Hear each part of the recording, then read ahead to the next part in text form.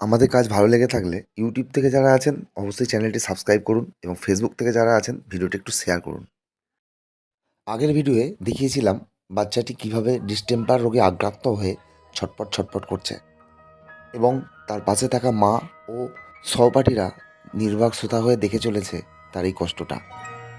আজকে আপনাদের দেখাবো সোমনাথ দা এবং তার সহকর্মী পিন্টু দা কীভাবে কন্টিনিউ 7 দিন আমাদের এই বাচ্চাটিকে ট্রিটমেন্টের জন্য সাহায্য করে চলেছেন। আগের ভিডিওতেই বলেছিলাম এই রোগে 90% পেশেন্ট মারা যায়, সেটা 2 দিন, 7 দিন বা 10 দিন পরেও হতে পারে। তবে ধন্যবাদ জানাবো এই নির্বাকন্ন ও তার সদস্য সোমনাথ দা এবং পিন্টু দাকে, সব কিছু জেনেও কন্টিনিউ 7 দিন দিনে 2বার করে এর ট্রিটমেন্ট করে চলেছে। না জানি এখনও কতদিন করতে হবে, আদৌ এ সুস্থ হবে কি না। এরকম কঠিন ট্রিটমেন্টে প্রচুর মেডিসিনের প্রয়োজন হয়, যার বেশিরভাগ খরচটাই সোমনাথ দা বা নির্বাকন্ন করে চলেছে। এরই মাঝে আপনাদের একটা কথা বলতে চাইবো, আগেও দেখেছেন বা পরের ভিডিওতেও দেখবেন, আমি সর্বদা মেডিসিন ক্যারি করি, কোনো নির্দিষ্ট এলাকা জুড়ে ট্রিটমেন্ট করি না। তাই আমার কাছে প্রচুর মেডিসিনের প্রয়োজন পড়ে, যেটা আমার একার পক্ষে সম্ভব হয় না। তাই আপনারা যদি কেউ মেডিসিন দিয়ে আমাকে কিছু সাহায্য করেন তাহলে কমেন্টে অবশ্যই জানাবেন। আরও একটা গুরুত্বপূর্ণ বিষয়, এই ভিডিওতে আগেও বলেছি যে এই রোগটি সংক্রামক রোগ, ডিস্টেম্পার।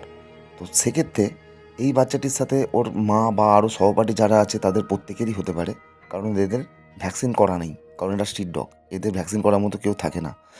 তাই যদি কোনো সংস্থার চোখে ভিডিওটি পড়ে বা কোনো সহৃদয় ব্যক্তির যদি চোখে পড়ে, যদি কোনো কিছু ভ্যাকসিন দিয়েও আমাকে সাহায্য করেন, তাহলে হয়তো এই বাচ্চাগুলিকে প্রাণে বাঁচাতে পারবো। তাই যদি কেউ আমায় সাহায্যের হাত বাড়াতে চান তাহলে অবশ্যই কমেন্টে জানাবেন। অগ্রিম ধন্যবাদ। এবং অনেক অ্যানিম্যাল লাভার আছেন যাদের পক্ষে এদেরকে নিজে ট্রিটমেন্ট করা সম্ভব, তাই তাদের কাছে অনুরোধ, আপনারাও আমার মতো বা আমাদের মতো এদেরকে ট্রিটমেন্টে এগিয়ে আসুন। কারণ প্রত্যেকটি গ্রামে যদি একজন করেও অ্যানিম্যাল লাভার আমরা এগিয়ে আসি, তাহলে এই বাচ্চাগুলিকে আর বিনা চিকিৎসায় মরতে হবে না। আর একটা অ্যানিম্যাল লাভারকে বহু দূর দূর ছুটেও যেতে হবে না, যেটা তার পক্ষে সবসময় সম্ভব হয় না। তাই আপনাদের কাছে অনুরোধ করব, যাদের পক্ষে সম্ভব নিজে ট্রিটমেন্ট করার, তারা অবশ্যই এগিয়ে আসুন।